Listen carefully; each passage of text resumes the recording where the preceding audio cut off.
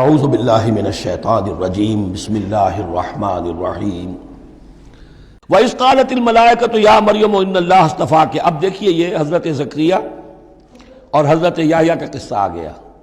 کہ بانجھ بوڑھی عورت کے بطن سے شدید ضعیفی کی عمر میں حضرت زکریا کو اللہ نے یحییٰ جیسا بیٹا دے دیا، تو کیا یہ عام قانون کے مطابق ہے؟ یہ بھی تو معجزہ تھا۔ اسی طریقے سے اس سے ذرا بڑھ کر ایک معجزہ ہے کہ جو حضرت مسیح کا ہے کہ وہاں باپ کا معاملہ نہیں ہے۔ فرمایا وَإِذْ قَالَتِ الْمَلَائِكَةُ يَا مَرْيَمُ، اور یاد کرو جب کہ کہا فرشتوں نے اے مریم، إِنَّ اللَّهَ اصْطَفَاكِ وَطَهَّرَكِ وَاصْطَفَاكِ عَلَى نِسَاءِ الْعَالَمِينَ، یقیناً اللہ نے تمہیں چن لیا ہے اور تمہیں خوب پاک کر دیا ہے اور تمہیں چن لیا ہے تمام جہان کی خواتین پر۔ یا مریم اقنتی لربک، اے مریم اب اپنے رب کی فرما برداری کرتی رہو، واسجدی اور سجدہ کیا کرو، ورکعی مع الراکعین اور جھکنے والوں کے ساتھ جھکتی رہا کرو، نماز باجماعت کے اندر شریک ہو جایا کرو۔ ذالک من انباء الغیب نوحی الیک، اور یہ غیب کی خبروں میں سے ہے جو اے محمد ہم آپ کو وحی کر رہے ہیں۔ وما کنت لدیہم، آپ تو ان کے پاس موجود نہیں تھے، اذ یلقون اقلامہم ایہم یکفل مریم،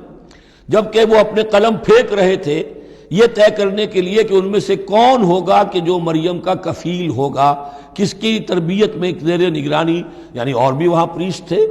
کاہن اور بھی تھے، ان سب میں سے ہر ایک چاہتا تھا کہ یہ بچی جو ہے میری تحویل میں ہو، میں تربیت کروں، جسے اللہ کے نام پر جو ہے اس طرح وقف کر دیا گیا ہے۔ لیکن یہ کہ جب وہ اس طریقے سے اپنے قلم پھینک کر کچھ جیسے ہوتا ہے کوئی ذائچہ نکالنا یا کسی طرح کا معاملہ تو طے کر رہے تھے، اس میں اللہ نے حضرت زکریا کا نام نکال دیا تھا۔ تو اے نبی اس وقت تو آپ تو وہاں نہیں تھے، وما کنت لدیہم یختصمون، اور نہ آپ اس وقت تھے جبکہ وہ آپس میں جھگڑ رہے تھے۔ اذ قالت الملائکۃ یا مریم ان اللہ یبشرک بکلمۃ منہ، اب یاد کرو جب کہ کہا فرشتوں نے اللہ سے کہ فرشتوں نے مریم سے کہ یقیناً اللہ تعالیٰ تمہیں بشارت دے رہا ہے ایک ایسی ہستی کی جو خاص کلمہ ہوگا اس کی جانب سے، اسمہ المسیح عیسی ابن مریم، اس کا نام ہوگا المسیح عیسیٰ مریم کا بیٹا، وجیہاً فی الدنیا والآخرہ، باعزت ہوگا، مرتبے والا ہوگا دنیا میں بھی اور آخرت میں بھی، ومن المقربین، اور بہت ہی اللہ کے مقربین بارگاہ میں سے ہوگا، بہت مقرب، وَيُكَلِّمُ النَّاسُ فِي الْمَهْدِ وَكَهْلًا، اور وہ لوگوں سے گفتگو کرے گا گود میں بھی اور پوری عمر کا ہو کر بھی۔ کہولت 40 برس کے بعد آتی ہے،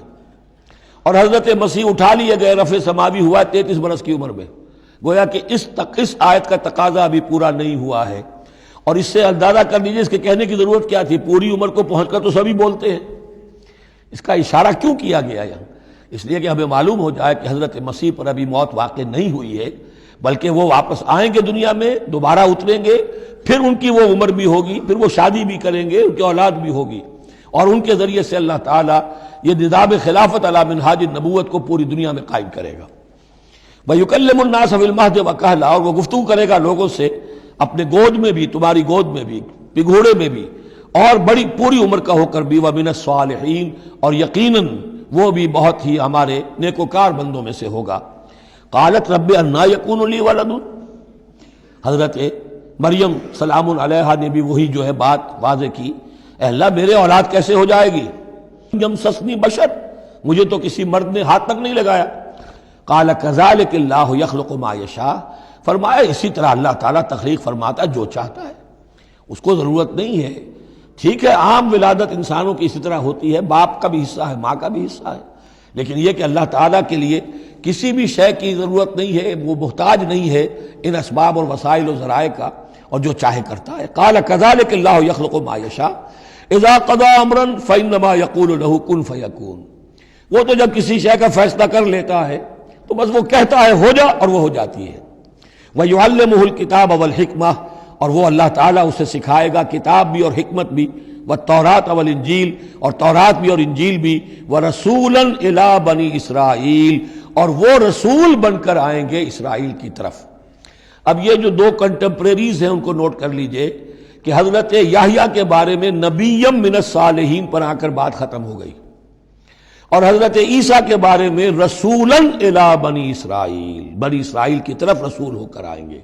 حضرت یحییٰ صرف نبی تھے، اسی لیے وہ قتل بھی کر دیے گئے۔